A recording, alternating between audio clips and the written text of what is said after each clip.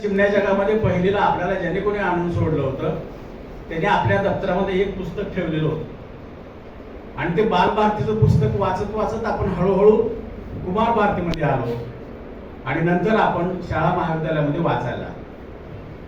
असं असताना सुद्धा अलीकडच्या काळामध्ये आपल्याला एका गोष्टीचं सातत्यानं भान येत राहिलेलं आहे की आपण वाचतो कमी. आणि का वाचतो कमी याचं कारण असं, आपल्या हातामध्ये जे काही मोबाईल विद्यापीठ आलेलं आहे त्याचा एक दीर्घ परिणाम म्हणून आपलं आणि आपल्या वाचनाचं जे सूत्र आपण इतकी वर्ष सांभाळलेलं होतं ते आता हळूहळू दुर्बल होत होत नष्ट होतं की काय अशा एका मुद्द्यापर्यंत आलेलं आहे. माझ्या एका मित्राने मला विचारले कशावर बोलणार आहे. मी म्हटलं वाचनावर बोलणार. मला कशाला बोलतोय आता, कोण वाचणार आहे आणि तुझं ऐकणार तरी कोण आहे. मला असं वाटतं की जोपर्यंत पुस्तकं आपल्याला दिसतात, जोपर्यंत पुस्तकं आपल्याला हाताळता येतात, जोपर्यंत पुस्तकातला मजकूर आपल्याला वाचता येतो तोपर्यंत आपल्याला जिवंत राहता येतं. भारतामध्ये जी वाचनाची परंपरा आहे ती परंपरा दीर्घ आहे. म्हणून आपल्याला वाचनाला आपण वाचन संस्कृती असं म्हणतो. संस्कृतीचा अर्थ काय? संस्कृती म्हणजे ज्याच्यामध्ये निरंतरता असते, कंटिन्युटी असते, सदैव जे सुरू असतं त्याला आपण संस्कृती असं म्हणतो. कृषी संस्कृती. शेती थांबली आहे का? 5000 वर्षापूर्वी पहिल्यांदा कोणीतरी आपलं सगळं अस्तित्व स्थिर करण्यासाठी शेती करण्याची सुरुवात केली आणि ती शेती करण्यासाठी त्यावेळेला ज्या बाईने त्या पुरुषाला मदत केली ती बाई या जगातली पहिली आर्किटेक्ट आहे.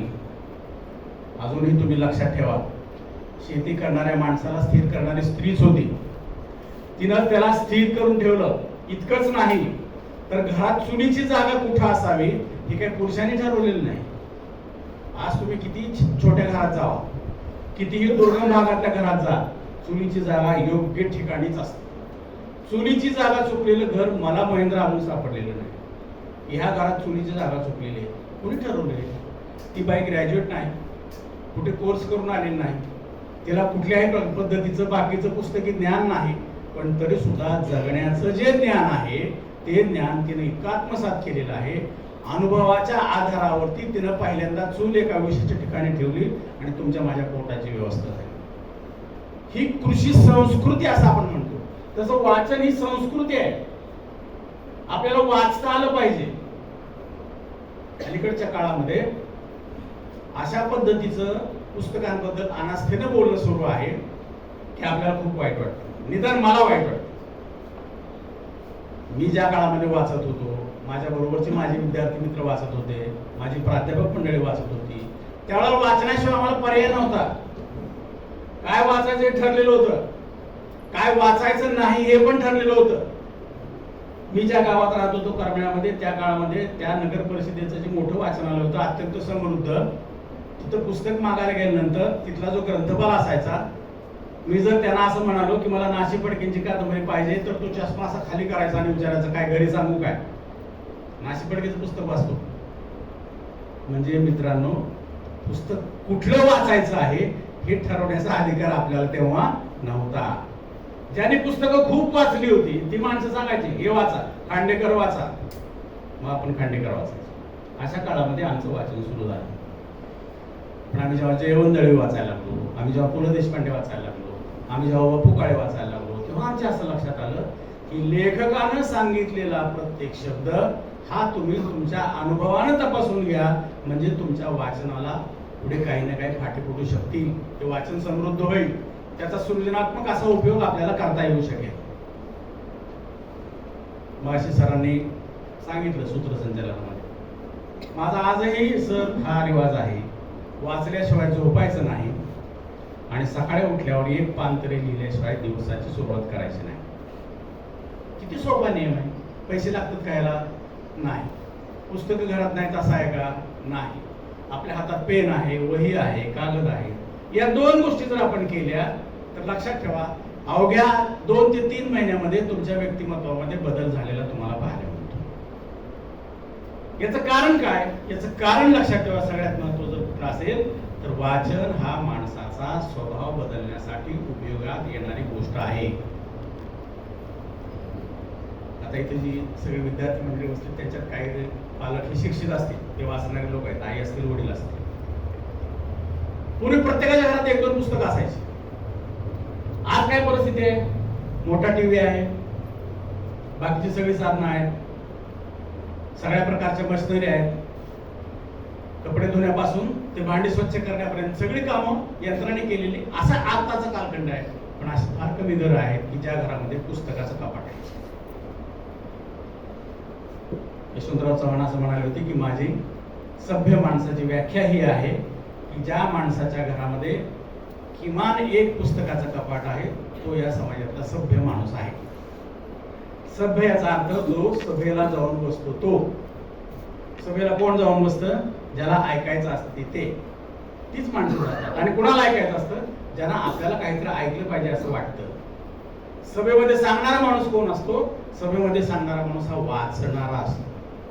तो खूप वाचतो आणि मग आपल्याला त्यातला काहीतरी सारांश सांगत असतो.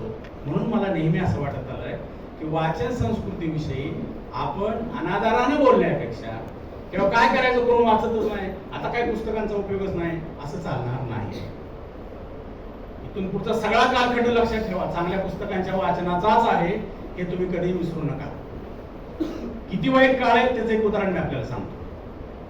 कदम सर आमच्याकडे कुरवाडीला एक वाचनालय आहे, नाव सांगत नाही, खूप चांगलं आहे. त्या वाचनालयाला मुंबईमधल्या एका मोठ्या वाचनालयातल्या माणसाने सांगितलं की आम्ही तुम्हाला काही पुस्तकं देऊ इच्छितो. त्यांना वाटलं बरं झालं, चांगली गोष्ट आहे. मग त्यांनी चौकशी केली, का विकताय तुम्ही, म्हणजे का देताय? ते म्हणाले की आता कोणीही पुस्तक वाचायला येत नाही. आमच्याकडे पूर्वी 1500 वाचक होते, त्यामुळे आम्ही दिवाळ्यांक आणायचो, त्याचे पैसे वेगळे घ्यायचो, दर महिन्याला या लोकांकडून फ्री घ्यायचो आणि नवी पुस्तकं आणायचो. आता आमच्याकडे 7, 8, 10 हजार पुस्तकं आहेत. त्या सगळ्या पुस्तकांना आम्ही प्लॅस्टिकचं कव्हर घातलेलं आहे. ती सगळी पुस्तकं चांगल्या काचेच्या कपाटात ठेवलेली आहेत. पण पुस्तकं वाचायला मागणी नाही. आणि आता आमच्या असं लक्षात यायला लागले की मुंबईसारख्या मोठ्या शहरामध्ये एवढी जागा जर न होणाऱ्या कामासाठी कुणी व्यापून टाकत असेल तर ती परवडणारी गोष्ट नाही. आम्हाला हे काढायचं आहे. मग आमच्या लोकांना असं वाटलं की हरकत नाही, ती गरजू आहे. आपल्याला माहिती आहे माणूस फार चालाक असतो. जितकं जास्तीत जास्त आपल्याला फुकट मिळेल तेवढं आपल्याला पाहिजे असतं, कारण आपल्याला दुसरं काही नको असतं. मग आम्ही त्यांना सांगितलं की बाबा आता मुंबईवरून ती पुस्तकं आणायची म्हणजे, ते म्हणाले काय नाही, तुम्ही फक्त गाडी घेऊन या. गाडी म्हणजे ट्रक मध्ये. पुन्हा एक महिना गेला, महिनाभर आम्ही निवांत राहिलो. महिन्याने त्यांचा निरोप आला, काय झालं तुम्ही येणार होता, आला नाही. ते म्हणाले बरोबर आहे, पण आमची पण वाईट अवस्था आहे, वाचनाला गिराण नाही, त्यामुळे आम्ही काय ट्रकचा खर्च करू शकतो. आम्ही ट्रक देतो म्हणा, आमच्या गाडीने पुस्तक नाही, पण न्याय एकदाच. 7, 8, 10 हजार पुस्तकं गाडीत धरून आणली. मला तुम्ही सांगा, त्यांनी नंतर तिथं शिडीचं दुकान उघडलं. ते म्हणाले आता आम्हाला दुसरा व्यवसाय करायचा आहे, पुस्तकं तुम्ही घेऊन जा. ही गोष्ट मला बरी वाटत नाही. आम्हाला पुस्तकं मिळाली, ती चांगली पुस्तकं आहेत, त्याची देखभाल चांगली ठेवलेली आहे, ती वाचण्यासारखी पुस्तकं आहेत. असं जरी असलं तर तिचा वाचक वर्ग कमी होतोय, ही गोष्ट बरी नाही. तुम्ही म्हणाल काय झालं त्याचा परिणाम? कोणाचे पगार कमी झाले का? नाही. पाऊस पडायचा कमी झाला का? नाही. न वाचल्यामुळे कुठे गर्दी कमी झाली का? नाही. मग काय नाही वाचलं तरी चालते. वाचनाचा दृश्य परिणाम कधी दिसत नसतो, पण वाचनाने माणूस घडतो, ही गोष्ट लक्षात ठेवा. साने गुरुजी काही वेडे नव्हते. अंमळनेरच्या वसतिगृहामध्ये ती सगळी मुलं ज्या वेळेला संध्याकाळी एकत्र यायची त्यावेळेला ती गोष्ट सांगायची. गोष्ट सांगणारा माणूस आपल्या घरातून आता हद्दपार झालेला आहे. पूर्वी हे काम आई करायची, आजी करायची, काकी करायची. आता घरातच 3 माणसं, आई वडील आणि जे काय असेल ते अपत्य. कोण कोणाला गोष्ट सांगणार? आता गोष्ट सांगणारा माणूस नाही, म्हणून गोष्ट वाचणारा माणूस नाही. समोर बसलेला जो काळा पडदा असतो तो फक्त आपल्याला एका क्षणामध्ये आपल्या जगामध्ये घेऊन जातो आणि मग त्यांचं जे चाललेलं आहे ते सगळं आपलंच आहे असं समजून आपण ते सगळा आनंद घेण्याचा प्रयत्न करतो आणि दुःखी होऊन झोपी लागतो. अरे तिचं असं झालं, बरं झालं नाही, असं व्हायला नको होतं, अमकं झालं तमकं झालं. त्या जगाचा आपल्या जगाशी काही संबंध नसतो. मित्रांनो, एक गोष्ट लक्षात ठेवा, जे जग तुमचं माझं जग आहे, जे कुटुंब तुमचं माझं आहे, जे नातेसंबंध तुमचे माझे आहेत ते जिथे आपल्याला ठळकपणे अनुभवायला मिळतात ती पुस्तकच आहेत अजूनही, यात शंका नाही. म्हणून माझा असा आग्रह आहे की निदान आपण वाचणाऱ्या लोकांनी थोडं का होईना पुस्तकांकडे पाहण्याचा आपला दृष्टिकोन बदलला पाहिजे. एक काळ असा होता की लायब्ररीमध्ये मृत्युंजय कादंबरी मिळायची नाही, नंबर लागायचे. लायब्ररीमध्ये स्वामी कादंबरी मिळायची नाही, नंबर लागायचे. लायब्ररीमध्ये झाडाझडती कादंबरी मिळायची नाही, त्यासाठी नंबर लागायचे. ती सगळी पानं फाटलेली असायची. दर 2 वर्षांनी नवीन कादंबरी मागवायची, ती बाइंड करायची, ती लोकांनी वाचायची. मग काही लोक असं म्हणायला लागले त्या काळामध्ये, काय हे लोकप्रिय वाचन काय उपयोगाचं नाही, याचा काहीच उपयोग होत नाही. माझं त्यांना उत्तर असं होतं की वाचायला तरी लागले, पुस्तकांशी संपर्क तरी आला, पुस्तकांची माणसं माहीत झाली. मित्रांनो, एक गोष्ट लक्षात ठेवा, पुस्तकांमुळे जे जग आपल्याला माहित होतं ते जग आपल्यासाठी नवीनच असतं. नव्या जगाला सामोरं जायचं असेल तर पुस्तकांशिवाय पर्याय नाही. उदाहरण मी आपल्याला देतो. मारुती चितमपल्ली हे नाव तुम्हाला माहिती आहे. मराठीमधला हा मोठा निसर्ग लेखक, 80-85 वर्ष वयाचे ते झालेले आहेत. सध्या सोलापुरात राहतात. माझा त्यांचा चांगला घनिष्ठ परिचय आहे गेल्या 30-35 वर्षांपासून. ते असं म्हणाले की मी 40 वर्ष जंगलात राहिलो. काय पाहिलं मी प्राणी पाहिले, पक्षी पाहिले, आदिवासी पाहिले, झाडझुडपं पाहिली, डोंगर दऱ्या पाहिल्या. मी त्या आदिवासी भागांमध्ये राहिलो, तिथले रीतिरिवाज शिकलो. या सगळ्या लोकांमध्ये मला मिसळता आला. माझ्या आयुष्याची 40 वर्ष कशी गेली मला कळली नाही. अलीकडच्या काळामध्ये तुम्ही पाहिलं असेल की पक्षी निरीक्षण करणाऱ्या लोकांचे फोटो येतात. जून महिन्यामध्ये पाऊस सुरू झाला की तिकडून रशियातून पक्षी येतात. पक्षी बघायला म्हणून काही लोक जातात. त्यांची वेशभूषा बघण्यासारखी असते. हॅट असते, गॉगल असतो, हाफ पॅन्ट घातलेली असते, त्याच्यानंतर दुर्बीण असते गळ्यात, टी शर्ट घातलेला असतो, त्याच्यावर काय काय काय पक्ष्यांची चित्र असते. एवढाच थाट, बाकी काय आनंद आहे आनंद.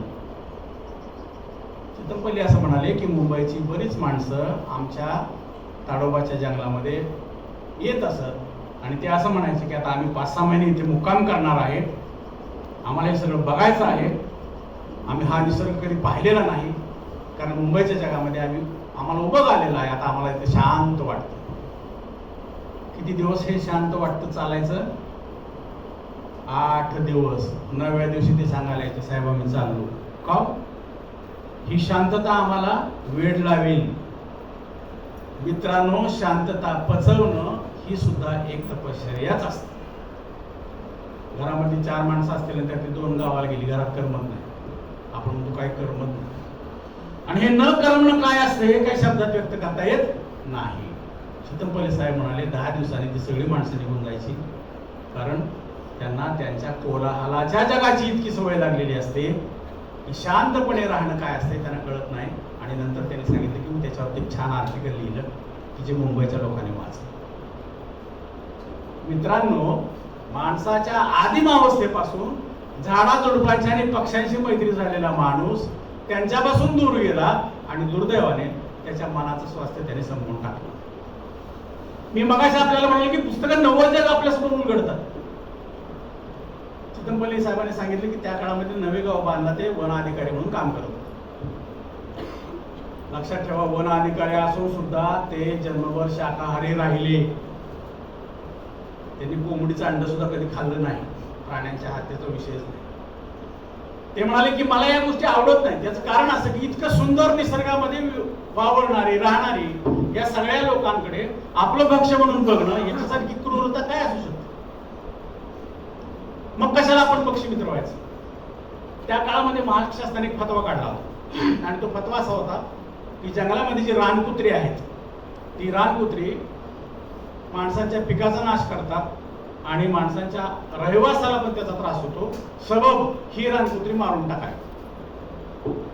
आता आपल्याला माहिती आहे की शासनाचा एखादा आवाज ज्यावेळेला येतो, फतवा येतो, त्यावेळेला तर लगेच अंमलबजावणी करायला काय माणसं तयार असतात. हे ज्या वेळेला सरकारने डिक्लेअर केलं त्यावेळेला सलीम अली नावाचे जे पक्षी तज्ञ ते आणि चितमपल्ली साहेब यांचा अत्यंत सख्य होतं. त्या सलीम अलीने त्यांना सांगितले की तू असं काम कर की तू त्या रानकुत्र्यावरती संशोधन कर. कारण आपल्याकडे नवेगावला रानकुत्र्यांचे कळप आहे. ते मारण्यापूर्वी आपण त्याच्यावरती संशोधन करू आणि मग ते कोणत्या रीतीने आवश्यक आहेत ही पर्यावरणाची साखळी राखण्यासाठी हे आपण त्यांना सांगू. लक्षात ठेवा, पक्ष्यांचं निरीक्षण करण्यासाठी आपल्याला सुद्धा पक्षीच व्हावं लागतं. आपल्या परंपरेमध्ये खूप मोठी माणसं पक्षी निरीक्षण करणारी होऊन गेली, प्राण्यांचं निरीक्षण करणारी होऊन गेली. त्यांच्या नावं तुम्हाला सांगितली तर तुम्हाला आश्चर्य वाटेल. हे सगळे ऋषी मुनी त्या काळामध्ये संशोधनच करत होते. कालपे नावाचे एक मुनी होते, कालपे असं त्यांचं नाव. त्यांनी जन्मभर फक्त हत्तीचं संशोधन केलं. हत्तीच्या कळपातून राहिला तो माणूस. हत्ती बरोबरच राहायचं, हत्ती जे खातात तेच खायचं. का बरं? शातकर्णी नावाचे एक ऋषी होते, त्यांनी मृगाचं संशोधन केलं आणि त्यांच्या असं लक्षात आलं की आपण मृगांच्या जवळ गेलो तर मृग आपल्यापासून दूर जातात. याचं कारण आपल्या शरीराचा एक वास त्या प्राण्यांना लवकर येतो आणि हा आपला कुणी नाही, कदाचित हा आपला शत्रू असू शकेल, अशी शत्रुत्वाची भावना त्यांच्या मनामध्ये निर्माण होते. म्हणून आपल्याला त्यांच्याशी संपर्क साधता येत नाही. अभ्यास कसा करणार?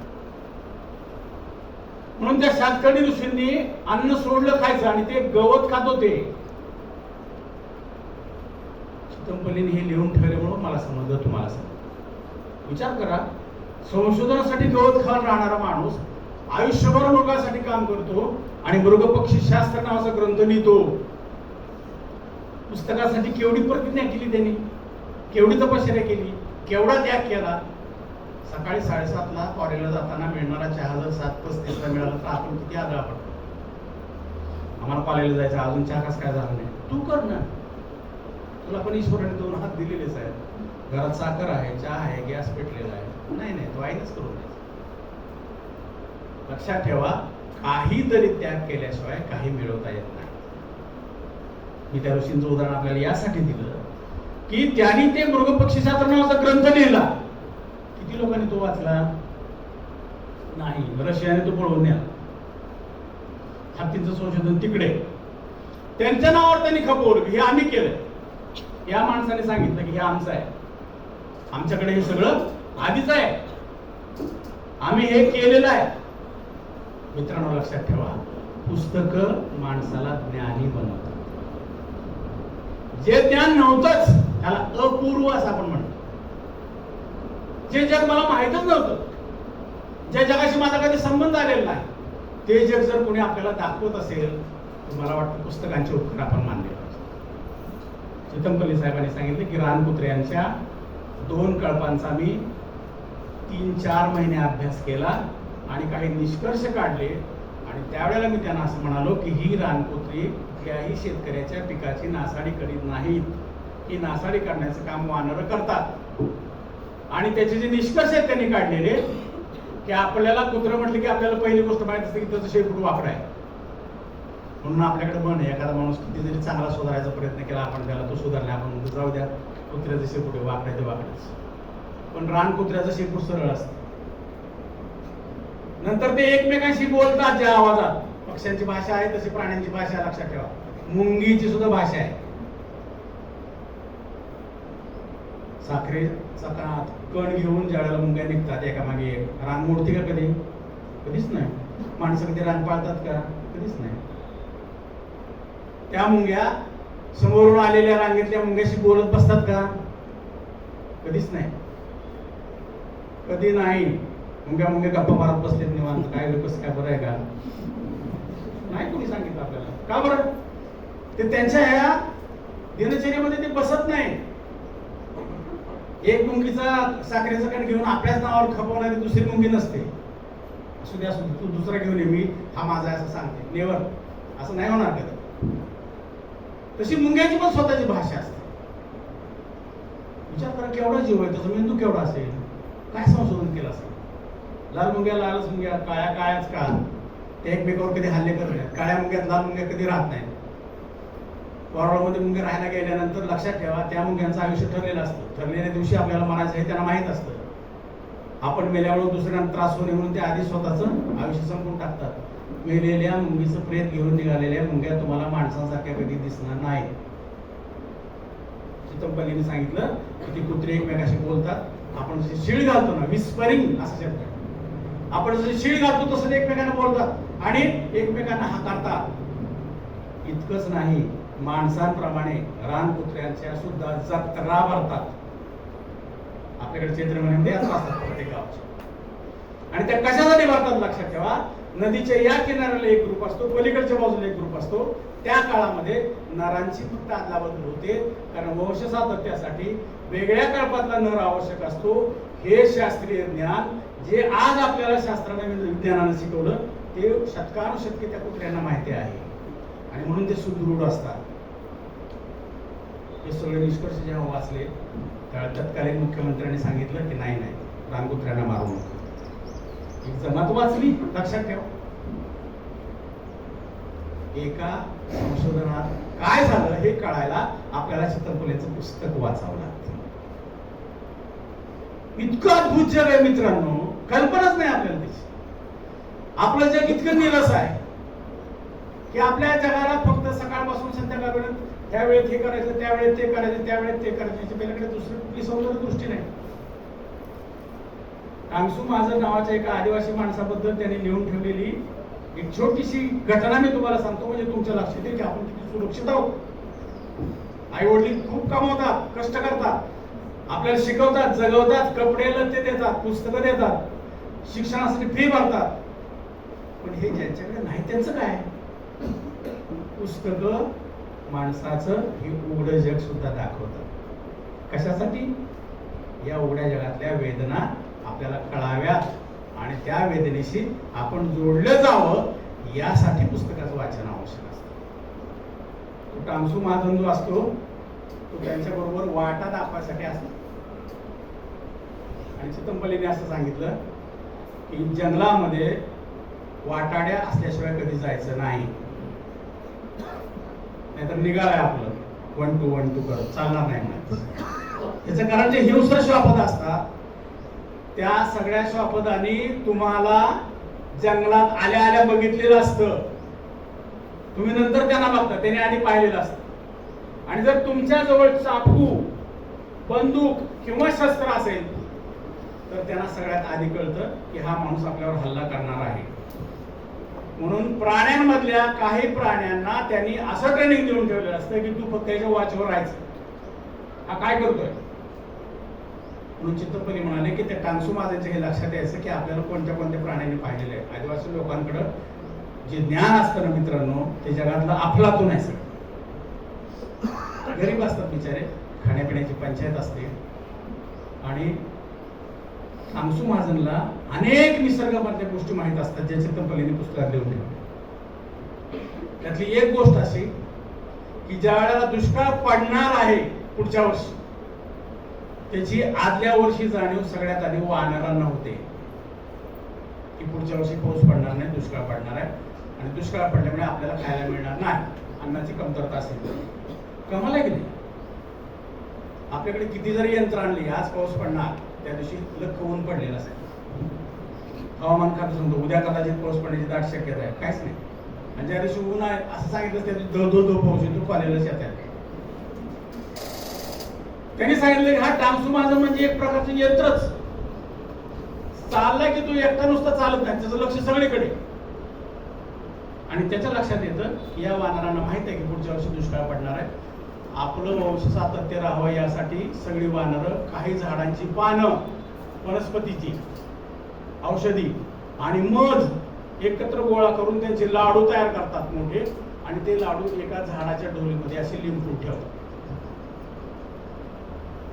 जेव्हा दुष्काळ पडणार आहे त्यावेळी त्यातला एक लाडू खाल्ला तरी 6 महिने भूक लागत नाही. म्हणजे 6 महिन्यापर्यंत ते स्वतःला जगू शकतात. हे कांसू महाजनला माहित असतं. चितमपल्ली साहेब म्हणे मला सुद्धा माहित नव्हतं, त्याने मला दाखवलं. दुर्दैवाने बराच काळपर्यंत उपाशी राहण्याची त्याच्यावर जेव्हा पाळी येते त्यावेळेला तो धाडस करून त्यातला एक लाडू खातो आणि तो या जगात आसून नसल्यासारखा राहतो. कारण चितमपल्ली साहेबांनी असं लिहून ठेवलं की तळ्याच्या काठी असलेल्या वडाच्या झाडाखाली तो बसलेला आहे, पाय पसरून. मी त्याला गेलो, भेटलो. कांसू मला ओळखले का? तर तो नुसते डोळे उघडे ठेवतो, तो जिवंत आहे पण त्याच्या डोळ्यात ओळख नाही. मी जेव्हा विचारलं की असं का झालं, त्यावेळेला दुसरा एक आदिवासी सांगतो, साहेबजी याला देवभूल झाली. किती छान शब्द आहे. यांनी त्या वानराचे लाडू खाल्ले आणि ते लाडू आपल्यासाठी नाही ते त्याला माहीत असून सुद्धा खूप भूक लागल्यामुळे त्याने ते काम केलं आणि आता त्याला कधी शुद्ध येणार नाही. मला सांगा, किती गोष्टी एकाच कथेमध्ये आपल्या समोर आल्या, कितीतरी गोष्टी. पुस्तक वाचलं नसतं तर आपल्याला कळलं असतं का? कदाचित कळलं नसतं. म्हणून माझ्या आपल्याला अशी विनंती आहे, हे जे नवं जग आहे ना, की ज्या जगावर आपला विश्वास आहे किंवा नाही, अंधश्रद्धा आहे नाही, देव आहे नाही, आपण नुसती चर्चा करतो. शाब्दिक घसरगुंडे खेळायला काय जाते, काय अडचण येत नाही. त्याने असं सांगितलं की मी भूत सुद्धा पाहिलं. कसं वाटतं ऐकून? वेणू वाजत आहे ना, असा एक त्यांचा लेख आहे आणि त्या लेखामध्ये त्याने असं सांगितलं की नाकेर नावाच्या पक्षाचं घरटं शोधण्यासाठी आम्ही बाहेर पडलो आणि ते खूप उंचावरच असतं. विशिष्ट काळामध्ये तो पक्षी आणला, ती पक्षी अंडी घालते आणि साधारणपणे 3 आठवड्यांनी त्यातून अंडी पिलं बाहेर येतात आणि ती जगातली अत्यंत दुर्मिळ अशी पक्ष्यांची जमात आहे. म्हणून त्यांच्याबरोबर दल्लू नावाचा एक आदिवासी, त्याचं नाव दल्लू का पडलं त्यांनी सांगितलं की जंगलामध्ये जिथे जिथे दलदल असते ती सगळ्यात जास्त ह्याला आधी कळते. कारण दलदलीत जर तुम्ही घुसला तर तुम्ही मरण्याशिवाय पर्याय नसतो, तुम्हाला बाहेर येतात नाही. दल्लूच्या लगेच लक्षात आहे की नाही नाही साहेब, इथं दलदल आहे, इथं जायचं नाही. म्हणून त्याचं नाव दल्लू. संध्याकाळी दरेकसा नावाचं स्टेशन आहे रेल्वेचं मध्य प्रदेशामधलं, तिथून पुढे रेल्वे जात नाही कुठे, शेवटचं स्टेशन. एक स्टेशन मास्तर 2 माणसं, त्यांनी सांगितलं आम्ही तिथून उतरलो आणि कबुतराची कप्पी नावाचा एक डोंगर तिथे आहे, त्या डोंगरावरती आम्ही जायला सुरुवात केली, चढायला. चढत असताना पाऊस आला आणि पाऊस येत असताना कुठंतरी आपण आसरायला थांबलं पाहिजे म्हणून तिथं काही कप्प्या होत्या, असं म्हणजे गुहा. ते एका गुहेमध्ये ते जाऊन थांब. आता ऐका बरं का, एक मोबाईलवाले मुलं इकडे जातो, तुम्ही ऐका, तुम्हाला नवीन आहे. तर तो जो माणूस आहे दल्लू, चितमपल्ली साहेबांनी असं लिहून ठेवलं की हा माणूस वाघाला घाबरणार नाही पण भूताला फार घाबरतात आदिवासी. वाघ समोर आला तर तोंड देऊ शकतो, पण भूताच्या गोष्टी रात्री सांगायला लागलं तर हा साहेब सांगू नका, आम्हाला सहन होत नाही. त्या कप्पीच्या शेजारी दुसरी एक कप्पी असते. संध्याकाळची वेळ झाली, पाऊस पडायला लागला म्हटल्यानंतर तिथलीच काही पानं आणून ती शेपूट तयार करतात आणि त्या शेपूटच्या भोवती बसून आता रात्र काढायची आहे. पहाटे उठून आपल्याला त्या पक्ष्यांच्या घरट्याच्या शोधात जायचं आहे. दल्लू उभाच आहे. नंतर त्याला साहेबांनी बसायला सांगितलं तर बसतो. बसतो म्हणजे गुडघ्यावर असं नुसतं हात टेकवलेले आहेत आणि तो म्हणतो साहेब तुम्ही झोपा, मी रात्री जागा राहतो. साहेब म्हणले की शेजारच्या कप्पीमध्ये मला उजेड दिसला आणि माझं कुतूहल चावल्यामुळे मी म्हटलं त्याला की जाऊन बघू शेजारी काय. तो मला नको, तो काय आला नाही. पण स्वतः साहेब चितमपल्ली साहेब त्या शेजारच्या गुहेमध्ये गेले तेव्हा त्यांच्या असं लक्षात आलं की तिथलं जे दृश्य होतं की साधू बसलेला आहे, त्याच्यासमोर एक धुनी पेटलेली आहे आणि त्या धुनीच्या शेजारी एक माणूस झोपलेल्या अवस्थेत आहे, तो मेलेला आहे आणि त्या मेलेल्या माणसाच्या जवळ आधुनिक पोशाख केलेली एक तरुणी आहे, जिच्या कानामध्ये मोठे इयरिंग आहेत, हे पण लिहिलेले आहे. आणि ती विमलच खाऊन त्या मुलाकडे बघते मेलेल्या आणि तो साधू त्या दोघांकडे बघतो. साहेबांना अशीच वाटलं. पहिल्यांदा त्यांना असं वाटलं कुणीतरी रात्रीचे चोरटे शिकारी आले असतील, त्यामुळे त्यांनी या ठिकाणी जुनी पेटवली असेल. आता विचारायचं कसं, तर त्या माणसाला ते विचारतात त्या साधूला हे कोण आहे. तर तो असं सांगतो खाली जो मोठा कारखाना आहे गलाईचा पोलादाचा, त्या कारखान्यामध्ये काम करणारा हा इंजिनियर आहे, हा रशियन आहे मूळचा, ही मुलगी भारतीय आहे आणि ते इथं दुपारी फिरायला आले होते. त्याच्या हातात बंदूक होती. दुपारच्या वेळेला इथल्या स्तूपामध्ये एक वाघ रोज येतो. तो आल्यानंतर याने त्या बंदुकीची गोळी त्याच्यावरती झाडली आणि ती गोळी वाघाने चुकवली. नेमकी ती गोळी वर असलेल्या आग्या मोहळाला लागली. त्या माश्या उठल्या, याने पाण्यात उडी मारली डोहात पण जोपर्यंत श्वास होता तोपर्यंतच वर येण्यासाठी प्रयत्न करेल. तो वर आला, त्याला इतक्या माशा कडकडून चालल्या की त्यात तो मेला आणि त्याची डेड बॉडी. चित्रपटात पण कथानक नुसतं असं. साहेब तर मला तर आश्चर्यच वाटलं, करायचं काय? कुठून गेले ते? आज जाऊन झोपण्याचा प्रयत्न केला, झोप आली नाही. पहाट झाल्यानंतर त्यांनी परत एकदा त्या दोन्ही त्या गुहेमध्ये गेले. त्यांच्या लक्षात आलं की तिथे आता कोणी नाही.